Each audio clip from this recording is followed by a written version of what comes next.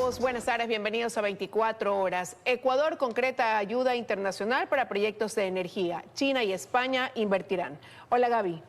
Hola Liz, amigos, muy buenas tardes. Además, en la Corte Nacional se desarrolla la lectura de la sentencia en el caso Reconstrucción de Manabí, que involucra a Jorge Glass. Con esto empezamos.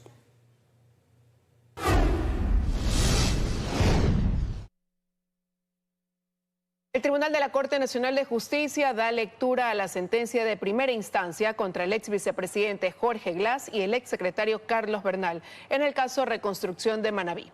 Esto tras encontrarlos culpables de uso excesivo de fondos públicos. Fausto Yepes sigue la audiencia y nos cuenta los detalles. Hola Fausto.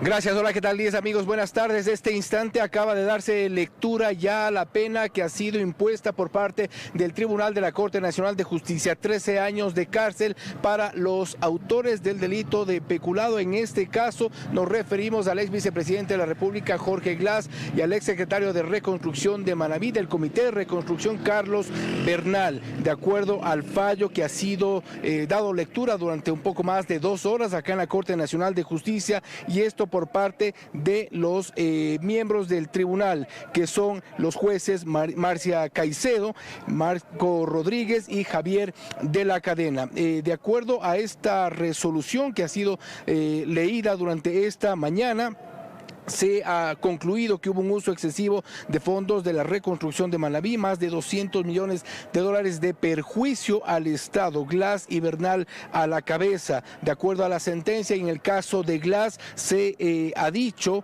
sobre Jorge Glass que se evidenció el impulso para obras que no eran emergentes en contexto de la reconstrucción de Manabí, además del abuso de fondos públicos recaudados por la Ley de Solidaridad y el abuso por parte de Jorge Glass y Carlos Bernal en el contexto de esta crisis. También sobre Carlos Bernal se ha dicho que las obras en beneficio de terceros, entre estos familiares de Carlos Bernal, que fueron beneficiados con obras que insiste el tribunal, no han sido prioritarias de acuerdo al análisis que se ha hecho. Con ello han sido declarados culpables, hemos informado ya, 13 años de prisión para los autores del delito de peculado en el contexto de la reconstrucción de Manabí. Los detalles sobre lo que ha sido esta resolución del tribunal: recordemos que es una sentencia de primera instancia, tienen un recurso de apelación, posteriormente casación, pero esto es lo que ha ocurrido, y este instante se ha dado lectura a la condena de cárcel en contra del ex vicepresidente Jorge Glass y su ex secretario del Comité de Reconstrucción de Manabí, Carlos Bernal Alvarado. Es lo que les contamos a esta hora desde los exteriores de la Corte Nacional de Justicia. Los detalles también en las siguientes emisiones respecto a esta sentencia y el fallo motivado por parte del tribunal. Amigos, sigan ustedes con más en los estudios. Una buena tarde para todos. Lo mismo para ti, Fausto, gracias por tu reporte. Ahora les contamos que los vocales del Consejo de la Judicatura cumplieron 5 meses en funciones prorrogadas. Mientras tanto, la selección de sus suplentes ha caído en un punto muerto. Solo 2 de 5 ternas han sido enviadas al Consejo de Participación Ciudadana y Control Social. En un escenario ideal, antes de que los vocales de la Judicatura cumplan su periodo de 6 años en funciones, sus reemplazos ya estarían listos. Pero lo que ocurre está bastante lejos de eso. Las autoridades de el máximo organismo de administración, vigilancia y disciplina de la función judicial, están prorrogadas en funciones desde el 29 de enero pasado, hace 5 meses. La Fiscalía y la Defensoría Pública han enviado cada una a sus ternas. La Corte Nacional lo hizo, pero luego de que el CPCCE se quitara uno de los nombres, ahora está incompleta. En tanto que el Ejecutivo y el Legislativo simplemente no lo han hecho. Este último envió una terna en el periodo anterior, pero en el actual fue anulada. Este lunes la vocera del gobierno respondió sobre la terna del Ejecutivo. El presidente de la República es quien tiene la potestad de enviar esa terna y él sabrá el mejor momento para hacerlo. La renovación entonces ha entrado en un punto muerto. El tema cobra especial atención tomando en cuenta las atribuciones que otorga el presidente de ese organismo, la recién aprobada Ley de Integridad, pues este podría declarar la emergencia en la función judicial y con ello no solo contratar por emergencia, sino también evaluar de forma anticipada a jueces y fiscales. Con más poder entonces, la probidad es una necesidad, dice el ex titular de este organismo, Fausto Murillo. Quien preside el Consejo de la Judicatura primero tiene que tener unas credenciales profesionales de primer nivel. En segundo lugar, una probidad notoria. En tercer lugar, tiene que tener un conocimiento de la función judicial. A la cabeza de la terna de la Corte Nacional de Justicia, de donde se escoge al presidente de la Judicatura, está Marco Javier Rodríguez Ruiz, actual juez de la Corte Nacional de Justicia, expresidente de la Corte Provincial de Pichincha y exmagistrado de Garantías Penales. Es PhD en Derecho, tiene 2 maestrías y un diplomado. Podría asumir las funciones que hoy tiene Mario Godoy. Carlos Acoto, Teleamazonas. $1.000 millones en inversión privada para el sector energético llegarán al país. La empresa española Cox Energy financiará 5 proyectos de energía renovable y una línea de transmisión, mientras que una parte de la inversión del gobierno chino será para actualizar el Plan Maestro de Electricidad. Uno de los objetivos de la gira internacional del presidente Daniel Noboa era atraer inversión al país y según el gobierno, eso se consiguió. Este lunes la vocera de Carondelet, Carolina Jaramillo, anunció que $1.000 millones llegarán al Ecuador para financiar proyectos en materia energética. $600 millones provendrán de la empresa española Cox Energy, que invertirá en 5 proyectos de energía renovable y en una línea de transmisión de 80 kilómetros. Los proyectos son Tocachi, Malchingui, La Ceiba 1, Matala y Liapó 1. Con esto se sumaría 536,5 megavatios de generación, mientras que los 400 millones restantes responden a la inversión que realizará la empresa estatal Power China. Estos recursos llegarán al Ecuador progresivamente hasta diciembre del 2026. Adicionalmente, Power China nos brindará asistencia técnica para optimizar los planes maestros de energía del país. No están definidos los proyectos. El consultor energético Gabriel Secaira explica que si bien esta inversión es importante, sus resultados se verán a mediano plazo y la preocupación por ahora es que para septiembre el país tenga ya la forma de cubrir la demanda total de electricidad. Efectivamente, tenemos un riesgo grande. Proyección que hizo el SENACE para diciembre de este año establecía que la demanda máxima iba a estar en 5.200 megavatios en diciembre. Pero esa demanda máxima ya se cubrió hace un mes. Siendo conservadores, dice Secaira, el país enfrentaría durante el estiaje un déficit de 700 megavatios. Hasta ahora no veo la forma que se vaya a asegurar, ya que en abril y mayo de este año teníamos en operación aproximadamente 1.900 megavatios en térmicas y 5.000 megavatios, digamos, en hidroeléctricas. Estas hidroeléctricas, en el momento que hay estiaje, pueden bajar hasta menos del 50%. Así, pese a la ratificación del gobierno de que el Ecuador no volverá a vivir apagones, el tema continúa latente y genera preocupación en todos los sectores. Belén Merizalde, Teleamazonas. La apertura a productos ecuatorianos de exportación y la atracción de financiamiento chino son los resultados de la gira de Daniel Noboa por China. El recorrido del primer mandatario culminará el 7 de julio en Italia. La gira internacional del presidente Daniel Noboa de a poco llega a su fin. China fue el primer país que el jefe de Estado visitó.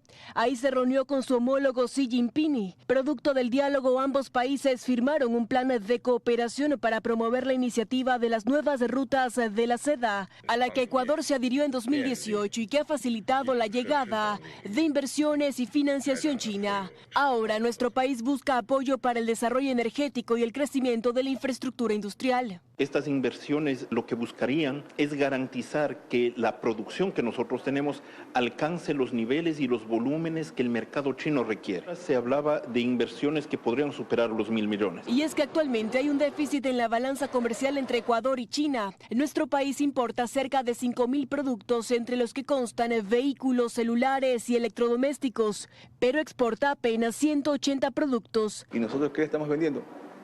Productos primarios. Ahí viene un poco la vista del presidente, que no solamente sea comercial, sino tecnología. Otro de los objetivos de la gira por China es el reperfilamiento de la deuda que Ecuador tiene con ese país y que suma cerca de 4.000 millones de dólares. El presidente Noboa también visitó España, en donde ha mantenido reuniones con el presidente de Polonia y Andorra. Luego se dirigirá a Italia. La gira culmina el 7 de julio, aunque los últimos 4 días estarán destinados a asuntos de carácter personal. Bernarda Ceballos, Teleamazonas.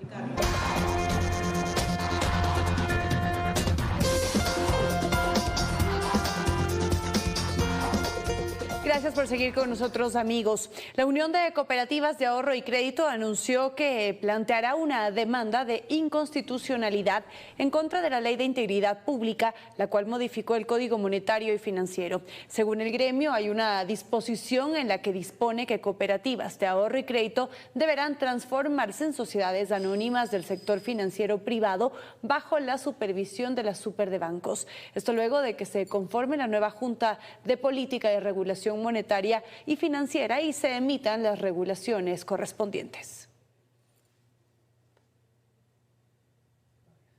Y representantes de la Unión Nacional de Educadores presentaron una demanda de inconstitucionalidad contra la Ley de Integridad Pública. Entre los motivos está la falta de unidad de materia, pues el documento que emitió el Ejecutivo fue distinto al que aprobó la Asamblea Nacional. Frente a esto, la UNE convocó para el 11 de julio a una movilización ante la Corte para presionar una respuesta ante la demanda presentada. El horario de la ley seca en un proceso electoral no se modificará. La Comisión de Desarrollo Económico dejó fuera esa reforma que se había incluido en el proyecto de ley de áreas protegidas. El documento está listo y aprobado para el primer debate. El oficialismo lo volvió a hacer. En el informe para primer debate del proyecto de ley para el cuidado de las áreas protegidas, se incluyó nuevamente reformas a otras 3 leyes que nada tienen que ver con el objetivo de la propuesta, que es la conservación medioambiental. Por ejemplo, se reforma la ley de régimen tributario interno para que el presidente de la República pueda reducir el IVA al 8% las veces que considere necesarias y ya no solo 12 días al año. En el documento hubo la intención de reducir el horario para la ley seca en elecciones, pero esta reforma se quedó fuera en el texto final aprobado. En la actualidad ya no tenemos más días porque los 12 días de feriados ya fueron utilizados. Lo que estamos buscando con esta reforma es que no exista ese límite de 12 días y que el Estado pueda seguir otorgando el beneficio del IVA al 8% a los demás feriados que tenemos en el resto del año. Sin embargo, la comisión incluyó 2 reformas más. Una a la ley de movilidad humana, con la que turistas extranjeros podrán ingresar al Ecuador con una visa de un tercer país. Y también se reforma el Código Administrativo para el remate de bienes embargados. Además de actuar conforme lo establecido en la legislación nacional, se respetará y observará la función primaria de conservar la biodiversidad y garantizar los derechos de la naturaleza. En este primer informe se crea el Servicio Nacional de Áreas Protegidas como empresa pública con un fideicomiso. Además, los guardaparques serán servidores públicos y permite las alianzas público-privadas para la inversión. En este proyecto de ley se incluyó también la remisión de multas e intereses para los deudores de la Corporación Financiera Nacional y pescadores artesanales. En Quito, Karen Aro, Teleamazonas.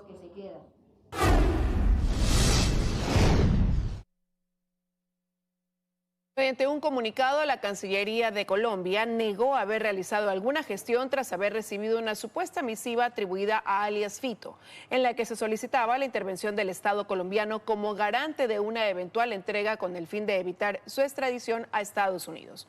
Colombia aseguró que la autenticidad de la carta no ha sido comprobada y reiteró que la Cancillería no actúa como garante de narcotraficantes ni tiene competencia para mediar en este tipo de situaciones. Un delincuente dedicado a la extorsión en la provincia del Oro depositó $10.000 de lo cobrado a una cuenta de su mamá. Ambos estaban detenidos y se investigan más cuentas utilizadas para lavar dinero producto de este delito. Rosario estaba en su casa cuando el celular vibró.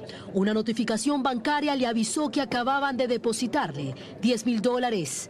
Pensó que era una bendición, se lo gastó todo.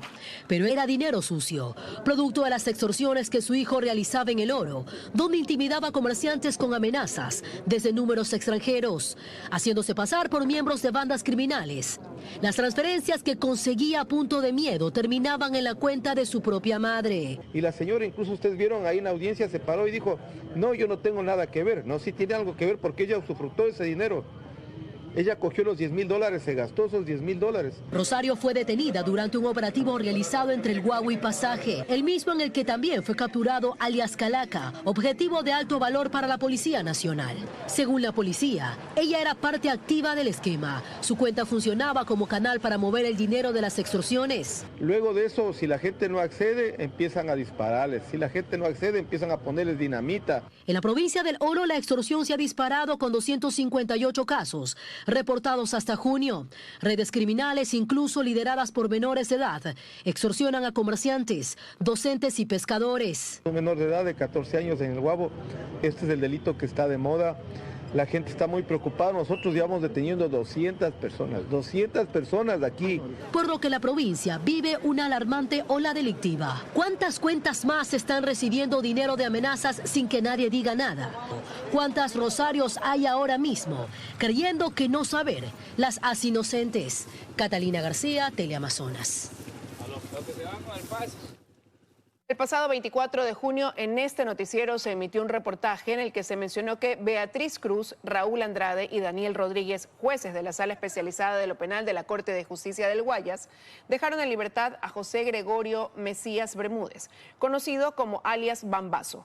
Sin embargo, fue el Tribunal de Garantías Penales del Cantón Guayaquil, conformado por los jueces Isabel María León Burgos, Segundo Minas y Fuentes y Dora Vargas Troncoso, quienes dictaron la sentencia absolutoria a favor de Mesías, acusado de asesinato.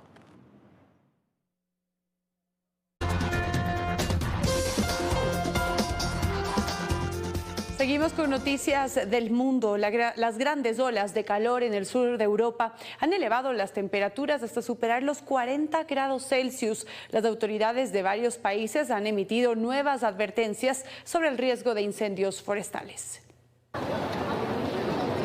La ola de calor extrema se extiende por Europa y rompe récords históricos. Los termómetros disparados por encima de los 40 grados Celsius y un sol sofocante que ahoga al sur del continente. España enfrenta una de las olas de calor más intensas de su historia. En ciudades como Sevilla, Huelva y Madrid, el termómetro ha superado los 46 grados Celsius. Las autoridades emitieron alertas por calor extremo y advirtió que junio cerrará como el mes más caluroso desde que hay registros. En Barcelona, una persona murió el fin de semana a causa del calor extremo. Francia vive temperaturas sin precedentes. El país activó alerta naranja por una ola de calor en 84 de sus 101 departamentos y alerta roja en París y 15 zonas más. El termómetro ya supera los 40 grados Celsius en varias regiones. Se han cerrado al menos 200 escuelas y se suspendieron actividades al aire libre. Las autoridades advierten sobre los efectos de someterse a las altas temperaturas. Italia decretó alerta máxima por calor en 21 de sus 27 ciudades más grandes, incluyendo Roma, Milán y Nápoles. En varias regiones, las autoridades prohibieron trabajos al aire libre durante las horas más calurosas. El país también lucha contra focos de incendios en zonas como Sicilia, donde los bomberos combatieron más de 15 focos en un solo día. El calor intenso también se siente en Estados Unidos, con temperaturas que superan los 43 grados Celsius. Más de 130 millones de personas siguen bajo alerta por el calor. Las autoridades confirman que el cambio climático es la principal causa de estas intensas olas de calor. Mateo Paredes, Teleamazonas. Las tormentas tropicales Flossie y Barry se formaron frente a México en el Pacífico y el Atlántico respectivamente.